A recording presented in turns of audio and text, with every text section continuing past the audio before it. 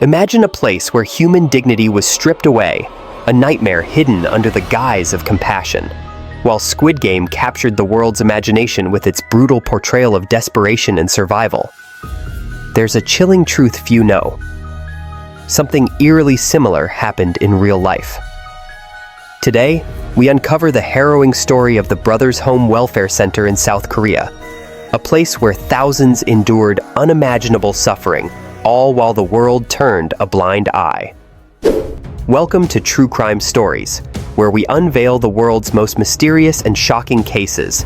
Before we dive into this gripping tale, don't forget to like, subscribe, and hit the notification bell to support our channel. In 1982, 12-year-old Chung was the pride of his family, a bright and compassionate boy. He excelled in school, often ranking at the top of his class, and went out of his way to care for his ailing mother. One day, after finishing his chores, he accepted an invitation from a neighbor to visit the nearby city, a rare and exciting trip for a young boy from the countryside. The bustling sights and sounds of the arcade mesmerized him, filling his day with joy and wonder. However, as the sun began to set and the neighbor left him alone for a brief moment, two police officers approached. They asked him why he was out by himself and assured him they would escort him home safely. Innocent and trusting, Chung followed their lead without hesitation, believing he was in safe hands. But instead of taking him home, they brought him to the local police station. Confused but still trusting, he waited for answers. What he didn't realize was that this moment marked the beginning of a horrifying journey.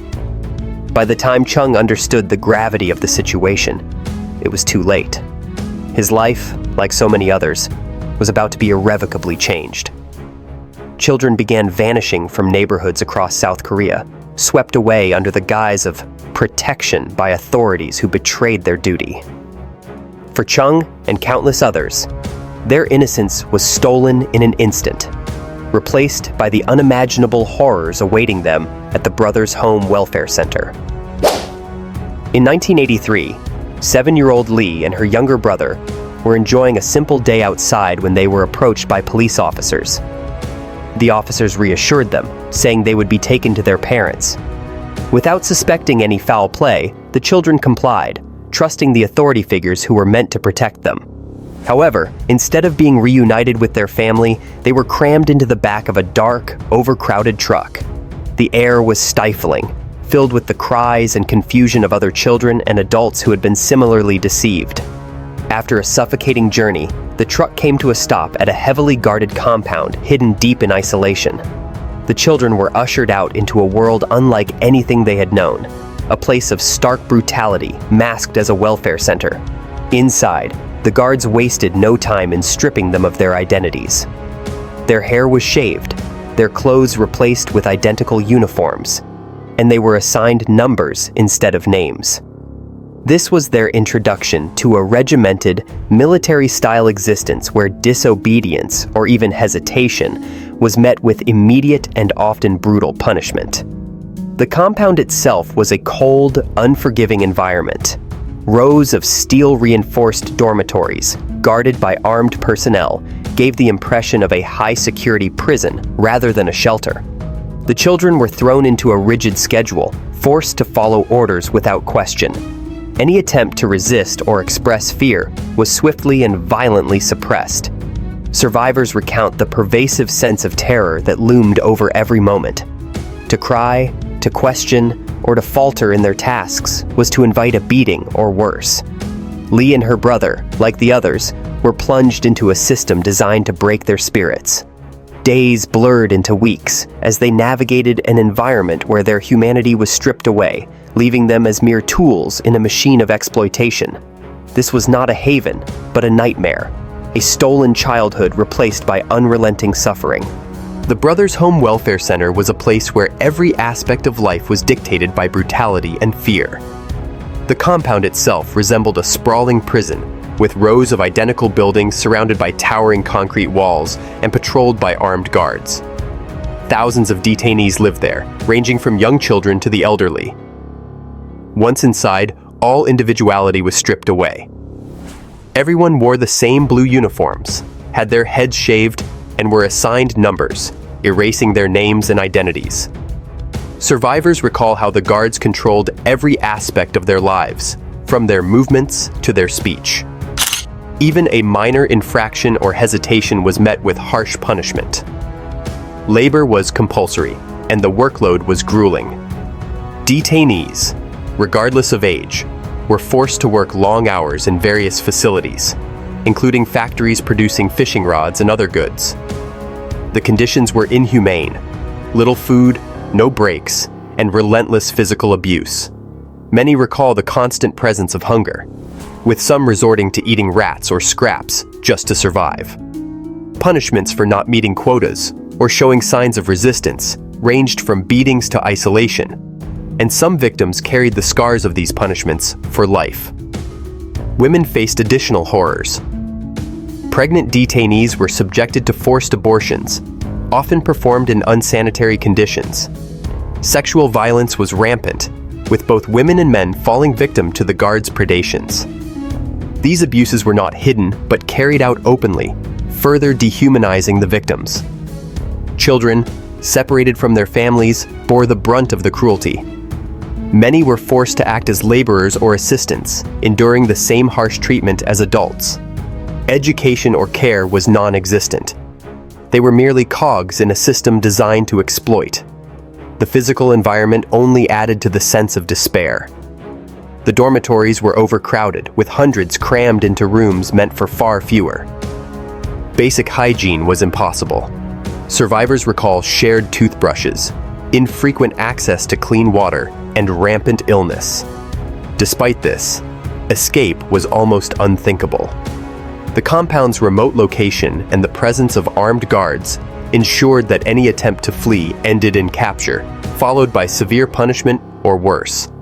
For those trapped inside, the brothers' home was a waking nightmare, a place where hope was systematically extinguished. After years of unimaginable suffering, cracks in the brothers' home's facade began to form, exposing the horror hidden within. For many survivors, like Chung, now 14, a reunion with a loved one brought fleeting solace, but also compounded the heartbreak. Chung's father, arrested while desperately searching for his son, was labeled unfit for society and sent to the very place he had hoped to rescue Chung from. This moment of reunion, though bittersweet, marked the beginning of the center's exposure.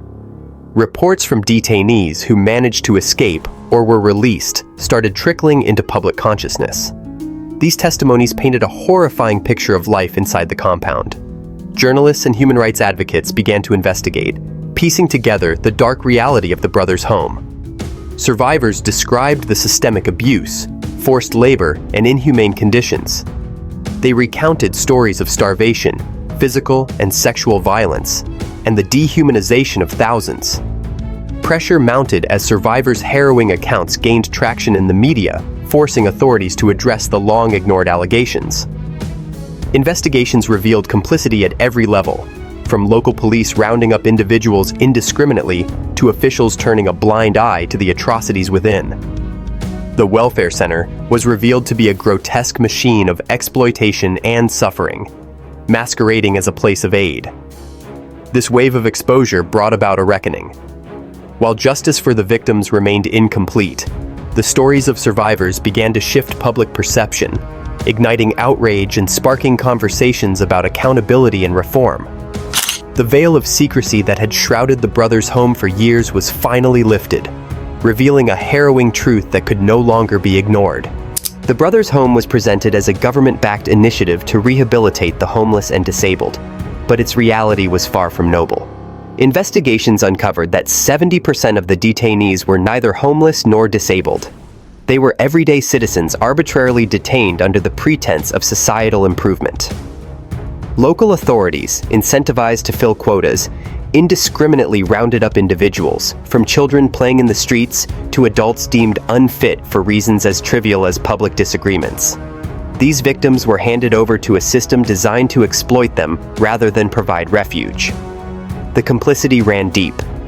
Police and officials turned a blind eye to the abuse, while administrators of the brothers' home operated with impunity, profiting from forced labor.